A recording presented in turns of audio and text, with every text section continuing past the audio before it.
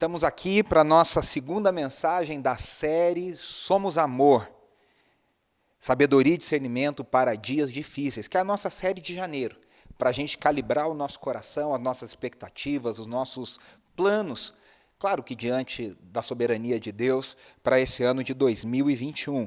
Lembrando que nós vamos falar em cima da primeira carta do apóstolo João aos seus discípulos, a chamada 1 João. E essa carta possui 5 capítulos, e janeiro de 2021 tem 5 domingos. Então, a cada domingo nós vamos estudar um desses capítulos da carta de 1 João, com todos os desafios que isso nos traz, porque João, como eu disse na semana passada, ele tem uma forma cíclica de retomar os temas. Então, alguns temas eles vão aparecendo introdutoriamente, em outro capítulo ele é mais trabalhado, às vezes você vai falar, mas eu já ouvi isso. Não é que o pregador é repetitivo, é que o autor repete as ideias para ir desenvolvendo e conectando os temas de formas diferentes. Mas o nosso desafio é ir capítulo a capítulo, expondo cada um desses versículos, as ideias que o apóstolo João traz. A gente também está usando a contribuição fantástica do filósofo e teólogo James K.A. Smith, o James Smith, que escreveu um livro fabuloso. Aliás, fica aqui o nosso incentivo para você adquirir esse livro. Tem ele no formato digital, tem ele no formato físico, publicado no Brasil pelas edições Vida Nova, chamado Você é Aquilo que Ama. Você é Aquilo que Ama. Um livro fabuloso também, que vai te ajudar, tenho certeza, como ajudou a mim, a Andressa, nós fizemos essa leitura ano passado, a calibrar o nosso coração, as expectativas, os nossos hábitos, o nosso dia a dia, o nosso cotidiano, de acordo com aquilo que nós dizemos que amamos. E nós vamos, então, ler 1 João, também trazendo contribuições de James Smith. Eu sempre vou apontar isso aqui para vocês. A grande pergunta que fica e que eu quero que fique durante toda essa série é o que o apóstolo João tem a nos dizer nesse início do século XXI, no início da segunda década do século XXI, ou seja, em 2021.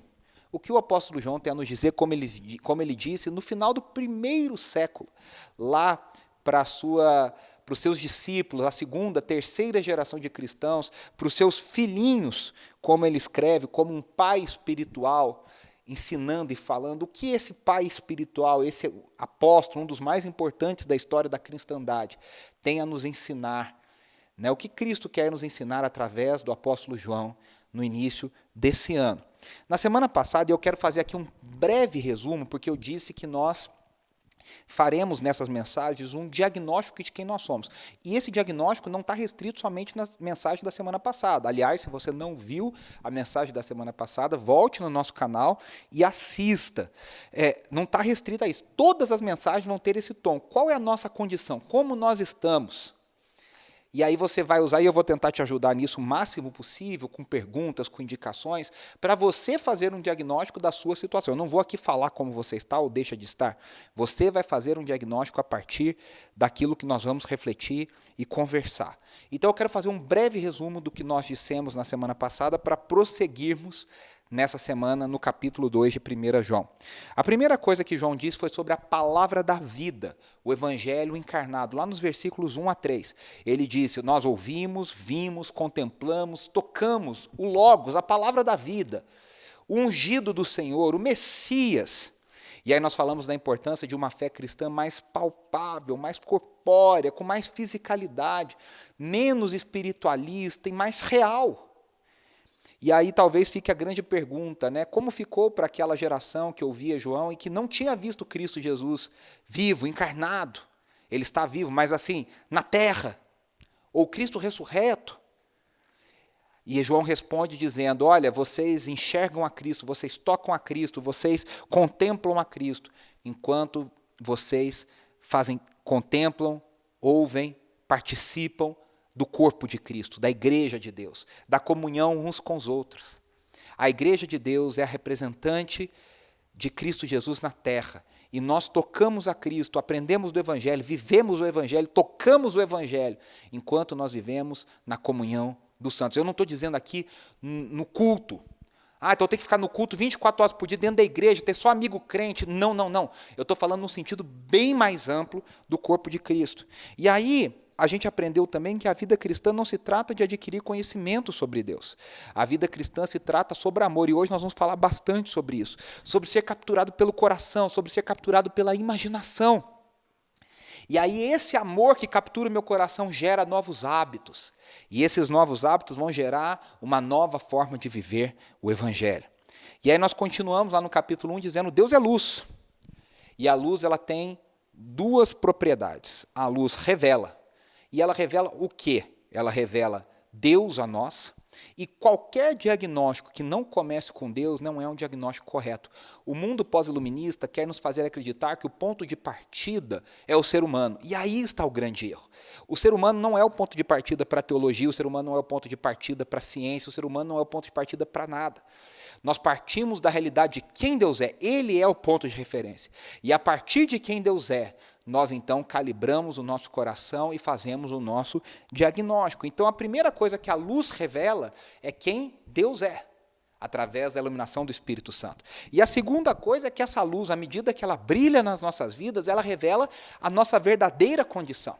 E eu espero que você esteja aberto a realmente encarar de frente quem você é. Às vezes a gente se engana. E às vezes a gente precisa de um médico, a gente precisa de uma balança, a gente precisa de um cônjuge, a gente precisa de alguém para escancarar a nossa verdadeira condição. E eu quero que a luz de Cristo a cada dia brilhe nas nossas vidas para revelar a nossa verdadeira condição. E é essa luz que nos traz discernimento. E aí o apóstolo João diz lá nos versículos 6 e 7, ande na luz. E aí significa que a iluminação, ela não é para ser contemplativa, ela sempre aponta para uma ação. E nós vamos falar isso hoje, né? Se eu sou uma nova criatura, eu tenho que ter hábitos de uma nova criatura. E João vai trabalhar muito isso no capítulo 2, nós vamos falar bastante disso hoje. E aí nós falamos, né, sobre se nós confessarmos os nossos pecados, Cristo Jesus, Deus é fiel para nos perdoar os pecados todos através de Cristo Jesus.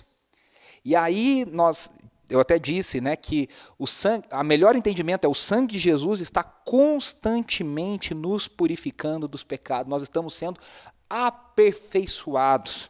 E João vai começar o capítulo 2 falando sobre essa correta visão do ser humano, de quem nós somos. Ele vai trazer uma visão correta aqui em 1 João 2. Então vamos começar, e eu quero fazer uma coisa diferente com vocês hoje. Eu vou ler por pedaços o capítulo. O capítulo tem 29 versículos, então eu não vou ler os 29 versículos como eu geralmente faço. Eu vou trabalhando os trechos aqui e nós vamos conversando sobre eles. Acho que hoje vai ser melhor assim para o nosso entendimento. Então 1 João 2, 1 e 2 começa assim: meus filhinhos, escrevo-lhe estas coisas para que vocês não pequem. Se porém alguém pecar, temos um intercessor junto ao Pai, Jesus Cristo, o justo. Ele é a propiciação pelos nossos pecados, e não somente pelos nossos, mas também pelos pecados de todo o mundo. Aqui o que nós aprendemos é que nós temos que levar o nosso pecado a sério. Quando João diz, não pequem, ele está dizendo a mesma coisa que ele disse no capítulo 1, que a gente falou na semana passada. Andem na luz. Eu estou escrevendo para que vocês andem na luz, eu estou escrevendo para que vocês não pequem. E aí João, de uma forma muito sutil, ele corrige 3 visões deturpadas sobre o pecado. A primeira é uma visão fatalista. Se todo mundo peca, então não tem o que fazer. Vamos pecar, e vamos entregar, e vamos curtir a vida. A segunda visão é uma graça barata. Se Cristo Jesus já me perdoou, então posso pecar à vontade. Vamos pecar porque já foi pago. E uma terceira visão que João corrige é uma severidade exagerada, ou seja, um excesso de zelo. Aquela ideia de se pecar, não tem perdão. E aí não vai acontecer nada com vocês. Então João aqui encara essas 3 visões, ele corrige essas 3 visões. Alguns comentaristas dizem que aqui é a forma mais resumida escrita, encontrada no Novo Testamento sobre a obra de Cristo Jesus. E João está querendo dizer aqui, olha, na vida do cristão, o pecado não é um hábito. Na vida do cristão, o pecado deve ser um ato. Ele deve ocorrer ocasionalmente, ele não pode ser um hábito. E nós estamos falando nesse início de 2021 sobre hábitos. E João está dizendo, olha, na vida cristã, eu estou escrevendo aqui para vocês não pecarem, mas se vocês pecarem e vão pecar, que isso seja ocasionalmente, cada vez mais ocasionalmente. Mas se acontecer, nós temos um intercessor. Na NVT, em algumas outras versões, coloca a palavra, temos um advogado junto ao Pai. Jesus Cristo o justo. A palavra aqui é paráclito. E paráclito significa realmente aquele que se coloca ao lado de. Aquele que se coloca ao lado de. Essa palavra é a mesma que é traduzida lá no Evangelho de João como consolador. Mas aqui ela tem esse sentido. Jesus Cristo se coloca como nosso intercessor. Ele coloca-se ao lado de Deus em nosso lugar. Ele fala em nosso lugar. E o que ele faz? Ele intercede por nós. O que isso significa? Cada vez que eu e você pecamos, Jesus Cristo não morre de novo. Mas ele apresenta diante de Deus a sua obra. Ele apresenta diante de Deus aquilo que ele completou, que ele conquistou na cruz do Calvário e na sua ressurreição para nós. Por isso que ele faz a propiciação. Que termo difícil é esse? Propiciação significa a ira do Pai é removida sobre nós através do sacrifício de Cristo.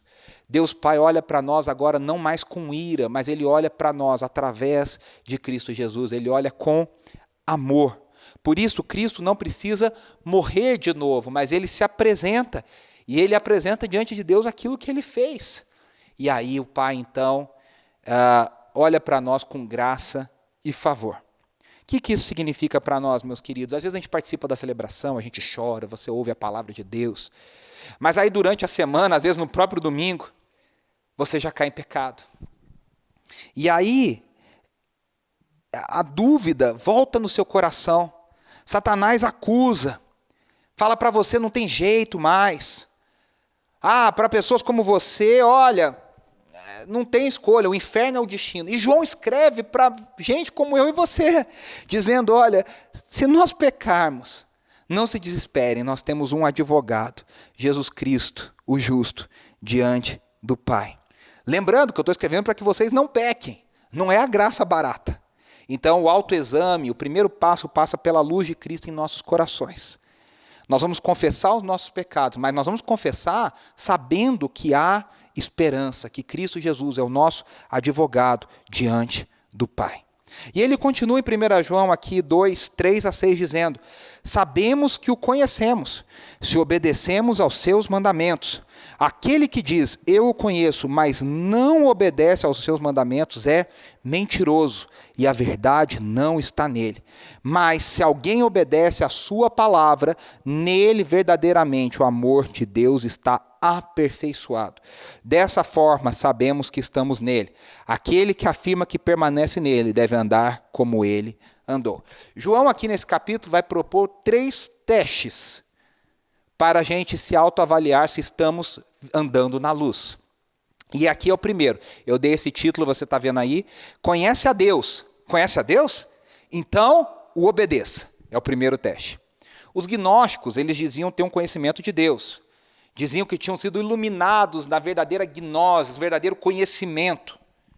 João não nega a possibilidade de se conhecer a Deus, mas ele só diz que não existe uma experiência verdadeiramente religiosa, verdadeiramente divina, se isso não traz consequências morais, ou seja, mudanças na minha forma de ser. Como que a gente pode ter certeza de que o conhecemos? E aí, então, João já falou isso lá no capítulo anterior e vai repetir aqui, trazendo mais e mais elementos. Ele vai dizer, se nós guardarmos os seus mandamentos. Isso é igual a obediência. Você anda na luz? A prova disso é se você obedece a Deus. Não são as suas palavras, não são suas orações bonitas, não é a sua conta bancária, não é nada disso.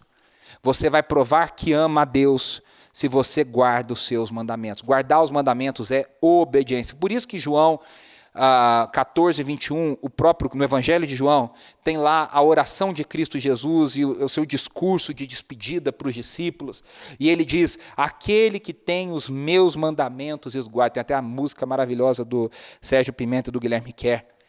esse é o que me ama. Se é quem guarda os meus mandamentos, esse é o que verdadeiramente me ama. E aí o James Smith traz uma contribuição fabulosa em cima disso, dizendo: o conhecimento de Deus não é intelectual. O conhecimento de Deus é um conhecimento em amor. Ele usa até o termo, é um conhecimento erótico, no melhor sentido da palavra, não no sentido de pornografia, não, nada disso. No sentido de que é um conhecimento de que passa pelo nosso corpo e passa pelos nossos sentidos, e é um conhecimento que realmente toma o nosso ser.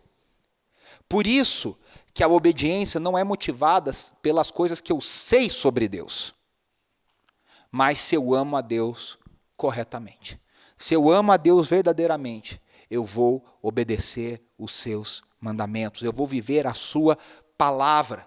E lembrando que a palavra é Cristo Jesus encarnado, é viver como Cristo viveu. Lá em Jeremias 31, 33, 34, depois o autor de Hebreus também cita esse texto, tem um trecho maravilhoso, ainda na antiga aliança, anunciando o que seria a nova aliança, e ele diz: porque é esta aliança que eu firmarei com a casa de Israel. Depois daqueles dias, diz o Senhor, nas suas mentes imprimirei as minhas leis, também sobre os seus corações as inscreverei, e eu serei o seu Deus, e eles serão o meu povo. E não ensinará jamais cada um ao seu próximo, nem cada um ao seu irmão, dizendo: conhece ao Senhor, porque todos me conhecerão, desde o menor deles até o maior. O que está acontecendo é que na nova aliança, Cristo Jesus imprimiu esse amor nos nossos corações. Nossos corações nascidos de novo agora são capazes de amar a Deus e de obedecer os seus mandamentos, de amá-lo acima de todas as coisas. Isso vai gerar hábitos que comprovam isso. Então, aqui a parte da aplicação é: eu conheço a Deus? Eu tenho obedecido a Deus? Se sim, essa obediência passa pelos meus hábitos. E aí fica a pergunta para você: quais têm sido, você vai fazer para você mesmo, os meus hábitos principais? Como é a minha rotina? Esses hábitos demonstram que eu amo a Deus? Quais são as minhas ações mais recorrentes? Elas estão de acordo com o modelo de vida de Jesus?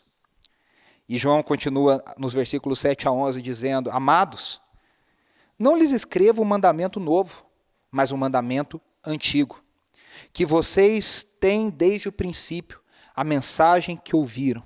No entanto, eu lhes escrevo um mandamento novo, o qual é verdadeiro nele e em vocês, pois as trevas estão se dissipando e já brilha a verdadeira luz. Quem afirma estar na luz, mas odeia seu irmão, continua nas trevas. Quem ama seu irmão permanece na luz, e nele não há causa de tropeço. Mas quem odeia o seu irmão está nas trevas e anda nas trevas, não sabe para onde vai, porque as trevas o cegaram. Aqui nós temos o segundo teste. Conhece a Deus? Então o ame. O primeiro teste é: conhece a Deus? Então o obedeça. O segundo é: conhece a Deus? Então o ame.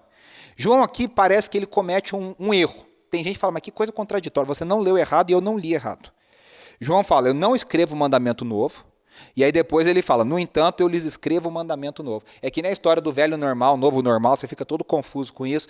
A ideia é a seguinte: ele é tanto um mandamento antigo, mas é também um mandamento novo. A palavra no grego aqui diz que esse novo brota do velho.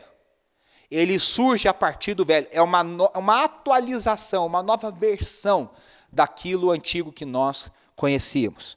Então, ele é antigo e novo, e João está falando desse mandamento que é antigo e novo ao mesmo tempo. E aí, qual que é esse mandamento? É quase que certo que dentro da própria literatura joanina, João está pensando nas palavras de Jesus que ele registra lá no seu evangelho, que diz: novo mandamento vos dou, que vocês amem uns aos outros, assim como eu vos amei, que também vos amem uns aos outros.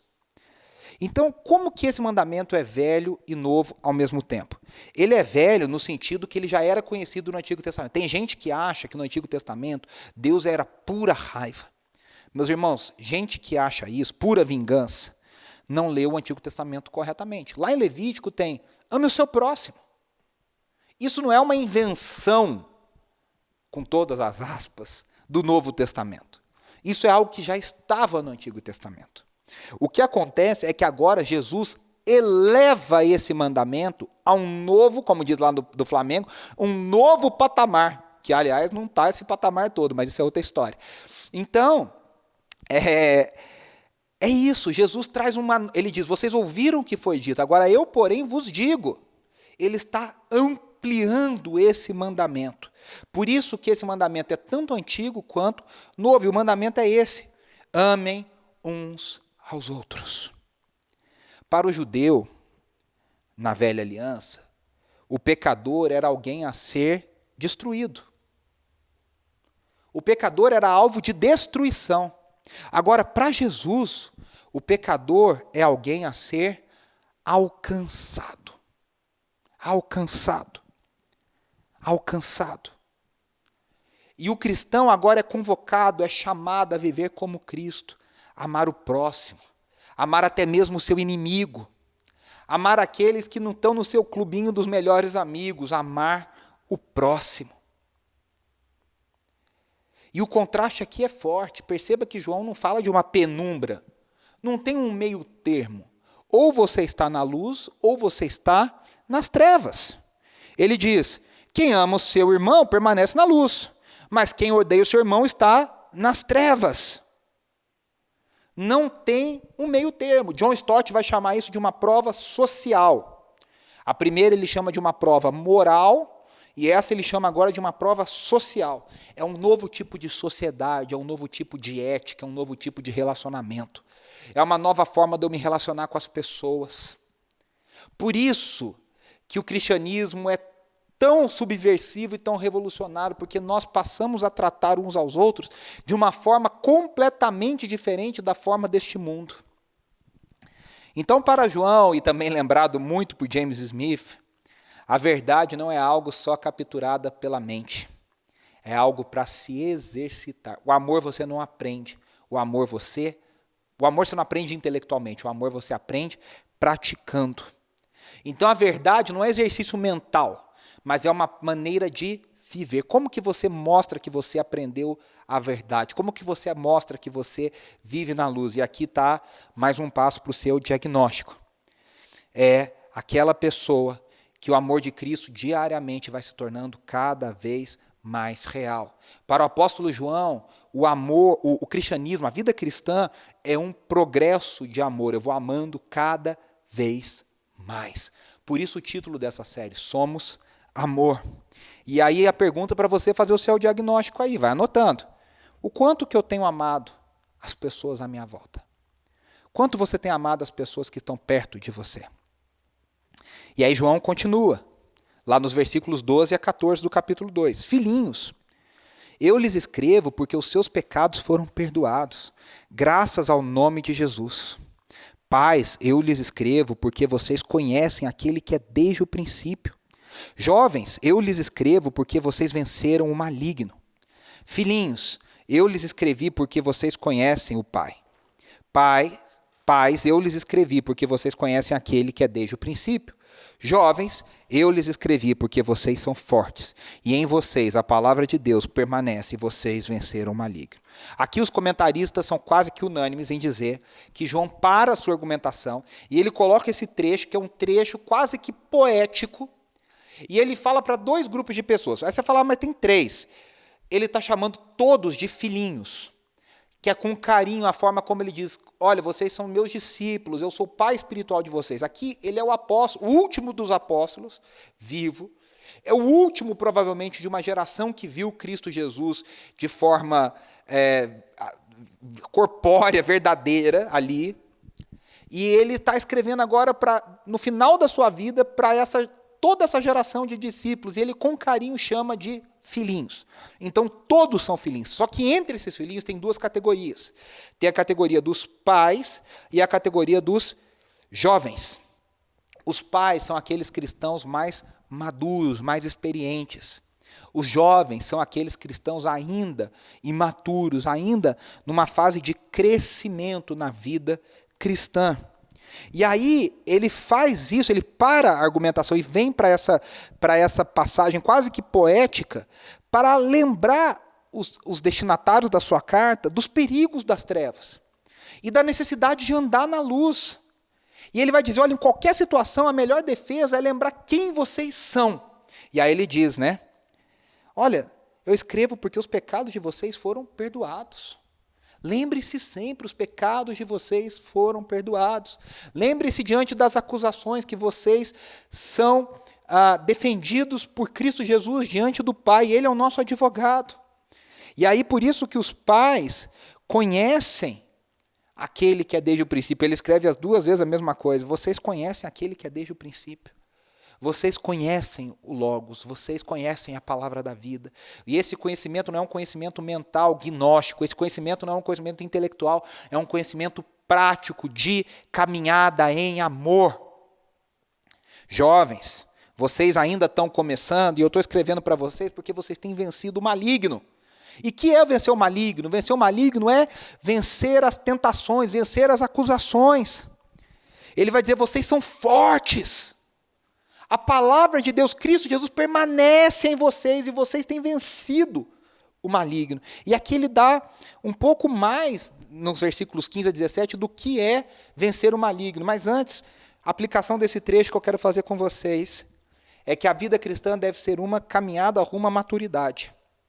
E essa maturidade significa, traduzida, é igual a ter uma identidade em Cristo Jesus fortalecida. O segredo de uma vida cristã madura é saber quem você é em Cristo Jesus. Nem mais e nem menos. Os grandes problemas da igreja brasileira e da igreja mundial é quando a gente se acha menos e o maligno nos acusa e nos distorce, temos uma autoimagem completamente distorcida. Ou quando nós nos achamos até mais. Nós já somos quase que uma quarta pessoa da Trindade, como diz meu querido amigo Ademar de Campos. Então, a pergunta aí para o seu diagnóstico. Eu sei quem eu verdadeiramente sou em Cristo Jesus. Tem uma canção que nós cantamos da Hilson que diz, escolhido, perdoado, eu sou quem dizes que eu sou. Esse é o segredo de uma vida cristã madura. E aqui, no versículos 15 a 17, ele explica um pouco mais o que significa vencer o maligno. Ele diz, não ame o mundo nem o que nele há. Se alguém amar o mundo, o amor do Pai não está nele. Pois tudo que há no mundo, a cobiça da carne, a cobiça dos olhos e a ostentação dos bens, não provém do Pai, mas do mundo. O mundo e a sua cobiça passam, mas aquele que faz a vontade de Deus permanece para sempre. E aqui nós vemos os amores rivais, a luta pelo coração. Vencer o maligno é vencer as ideologias, é vencer os apelos, a sedução desse mundo. Esse mundo não é um local propriamente, é uma forma de viver a vida, são valores diferentes dos valores do reino de Deus, são propostas diferentes de vida. O mundo é tudo que não está debaixo do domínio de Deus ainda, que ainda está debaixo do domínio de Satanás, do maligno. São ideologias, valores, princípios. O James Smith usa a terminologia liturgias seculares. Como que essas coisas querem roubar o nosso coração e nos transformar em outro tipo de adoradores, porque todos somos adoradores. A questão é, você pode adorar o Deus verdadeiro e ser um verdadeiro adorador, ou você pode adorar aos outros ídolos e ser um falso adorador.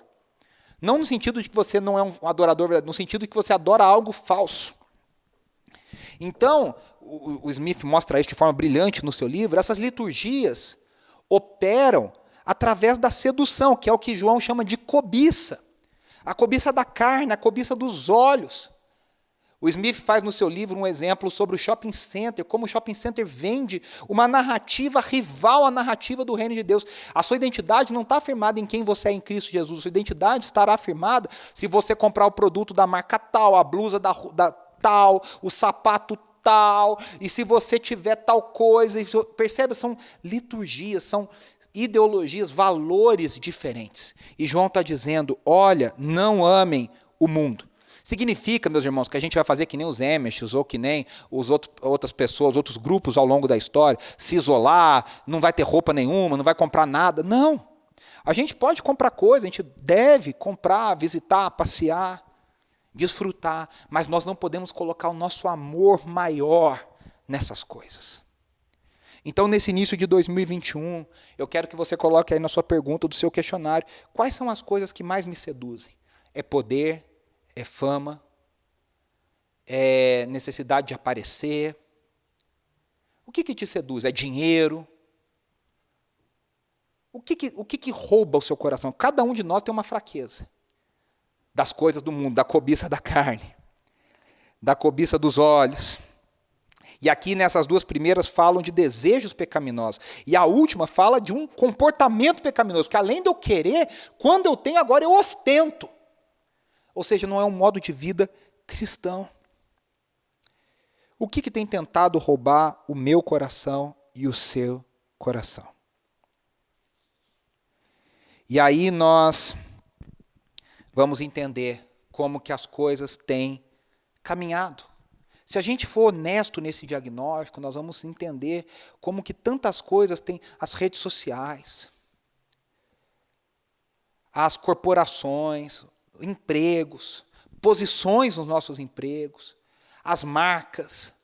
Nós somos constantemente assediados por essas coisas. Nós somos constantemente convidados a amar essas coisas.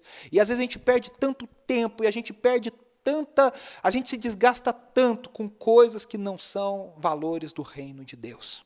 E João diz, não ame o mundo, nem o que nele há. Não ame o mundo. E aí ele caminha para o final do seu capítulo e ele diz assim como nós estamos caminhando para o final da nossa mensagem. Nos versículos 18 a 27, é um trecho um pouco maior, eu quero ler, preste muita atenção. Ele diz, filhinhos, esta é a última hora. Preste atenção, isso é urgente, é isso que ele está dizendo. E assim como vocês ouviram que o anticristo está vindo, já agora muitos anticristos têm surgido. Por isso sabemos que esta é a última hora. Eles saíram do nosso meio, mas na realidade não eram dos nossos, pois se fossem dos nossos, teriam permanecido conosco. O fato de terem saído mostra que nenhum deles era dos nossos. Mas vocês têm uma unção que procede do santo, e todos vocês têm conhecimento.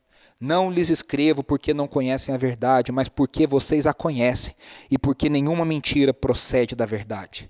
Quem é o mentiroso, senão aquele que nega que Jesus é o Cristo? Este é o anticristo, aquele que nega o Pai e o Filho. Todo que nega o Filho também não tem o Pai. Quem confessa publicamente o Filho também tem o Pai. Quanto a vocês, cuidem para que aquilo que ouviram desde o princípio permaneça em vocês. Se o que ouviram desde o princípio permanecer em vocês, vocês também permanecerão no Filho e no Pai. Essa é a promessa que ele nos fez, a vida eterna. Escrevo-lhes essas coisas a respeito daqueles que os querem enganar. Quanto a vocês, a unção que receberam dele permanece em vocês. E não precisam que alguém os ensine, mas como a unção dele recebida, que é verdadeira e não falsa, os ensina acerca de todas as coisas. Permaneçam nele, como ele os ensinou. E aqui nós temos o terceiro teste de João. Conhece a Deus? Permaneça na verdade. John Stott chama isso de a prova doutrinária. João traça uma distinção entre os hereges e os cristãos genuínos. E aí ele explica o que é essa heresia e depois ele fala como que os cristãos se protegem contra ela. E aqui ele usa a palavra anticristo, e anticristo é um termo joanino. E ele diz, olha, a gente espera um anticristo, a gente espera uma pessoa, um abominável da desolação, a gente espera, como Antíoco IV foi no período intertestamentário, nós já falamos isso aqui, profanou o templo, lá na revolta de Judas, o martelo, Judas Macabeu. Virá outro que fará isso de forma pior, vai trazer abominação total. E os discípulos tinham uma percepção, Israel, quem aceitou a Cristo Jesus e era judeu, tinha a percepção de que em Cristo foi inaugurado os últimos dias. Os últimos dias dos quais os profetas falavam. Agora, Jesus Cristo inaugura esses últimos dias. Mas João fala, última hora. Há um senso de urgência. E ele diz, meus irmãos, se ele está dizendo isso lá no final do século I, 2000 anos depois, eu acho que está um pouquinho mais urgente. O que João está dizendo é, vocês ouviram que virá o anticristo, mas já tem muitos anticristos por aí. Há um espírito de apostasia. O que é apostasia? É alguém que se dizia de dentro, e agora apostata, deixa de crer, deixa de pregar as verdades do Evangelho e agora prega mentiras, muitas vezes vestidas de verdade. E João explica qual é essa heresia. Ele diz: a heresia é tentar diminuir a pessoa de Cristo Jesus. Várias heresias ao longo da história. Arianismo, docetismo, modalismo. São heresias que nós estudamos na história da igreja, que tentaram diminuir a pessoa de Cristo Jesus. Ou afirmar que ele não era homem, somente Deus. Ou afirmar que ele era somente Deus, que ele era somente homem, não era Deus. Que ele foi adotado pelo Pai em algum momento, que ele não existia desde o princípio. Mais recentemente, na teologia liberal, a famosa busca pelo Jesus histórico, negando o sobrenatural, negando a atuação sobrenatural de Deus na vida de Jesus Cristo de Nazaré, 100% homem, 100% Deus. E João diz, o espírito de apostasia, o espírito do anticristo, os anticristos que já estão presentes no mundo de hoje, vão tentar diminuir a revelação de quem é Cristo Jesus. E é papel da igreja, na comunhão dos santos, testemunhar verdadeiramente quem é Cristo Jesus. Nós seremos Cristo Jesus para muitas pessoas que vão tocar, ouvir, contemplar Cristo Jesus em nós. Essa é a responsabilidade da igreja. Esse é o senso de urgência que nós vivemos em janeiro de 2021, meus irmãos. E aí ele vai dizer como que os crentes se protegem, os verdadeiramente crentes se protegem disso. Permanecendo na verdade, permanecendo no Evangelho. Lembrando de novo, não é um conhecimento, ele diz, vocês têm conhecimento, não é um conhecimento intelectual apenas, passa pelo intelecto, passa pela mente, mas é um conhecimento do coração, é um conhecimento da vida, é um conhecimento de andar com Cristo dia após dia. Por isso que nós permanecemos nele, na videira verdadeira, como diz o próprio Evangelho de João. E se nós permanecemos nele, a vida dele, a vida eterna, como diz João aqui, passa dele para nós. Ele compartilha a vida eterna conosco. A videira verdadeira compartilha da sua seiva conosco. Por isso que é um processo, eu escrevi aqui, ser iluminado por Deus, experimentar o novo nascimento, né? Então você ver a luz de Cristo, é transformado por essa luz, agora você ama a Deus andando nessa luz, conhecendo os seus mandamentos e permanecendo. E aí ele fala de algo importante, eu quero encerrar aqui, que é sobre a unção do Espírito Santo. A unção do Espírito Santo é a capacitação do Espírito Santo. É o discernimento super, ultra, mega necessário para os nossos dias. No meio de tantas vozes, de tanto engano, de tanta fake news, de tanto disse que me disse, é o Espírito Santo que nos capacita a permanecermos em Cristo no Evangelho. O aprender corretamente, o permanecer verdadeiramente só é possível pela ação do Espírito Santo de Deus. E aí João conclui no versículo 28. O 29, eu não vou entrar nele, porque o 29 é a preparação do capítulo 3. Então eu começo a partir do 29 na semana que vem. No 28 ele diz, filhinhos, agora permaneçam nele. Aqui é um resumo desse capítulo todo, preste atenção. Filhinhos, agora permaneçam nele, para que quando ele se manifestar, ou seja, no final dos tempos, na parousia, no último dia, tenhamos confiança e não sejamos envergonhados diante dele na sua vinda. Aqui é a nossa conclusão.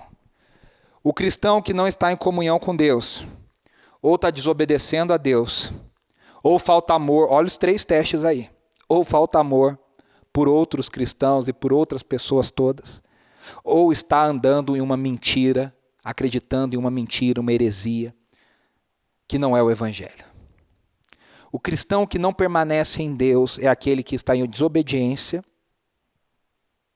é aquele que não ama as pessoas da forma como deveria amar, ou é aquele que não acredita na verdade da forma que deveria acreditar.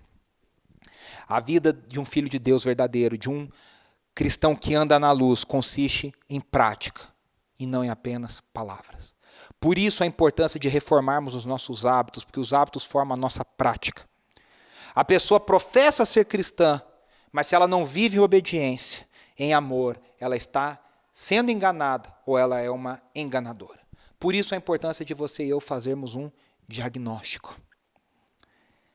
Tudo isso só é possível se o cristão permanecer naquilo que foi ensinado. João fala várias vezes, e você prestou atenção naquilo que ouvimos desde o princípio, no verdadeiro evangelho, na palavra da vida, andando na luz, revelado pela luz. E mais do que isso, nós somos convidados a praticar, nós permanecemos enquanto nós praticamos aquilo que foi ensinado. Esse é o desafio nesse segundo capítulo de João, da primeira carta de João. Para nós, em janeiro de 2021, eu te dei várias perguntas para você responder, e eu respondi enquanto eu as preparava, para nós fazermos um diagnóstico, um autodiagnóstico, para que nós possamos reavaliar os nossos hábitos, as nossas práticas, reavaliarmos a nossa vida cristã e prepararmos o coração para sermos amor, amor a Deus e amor ao próximo.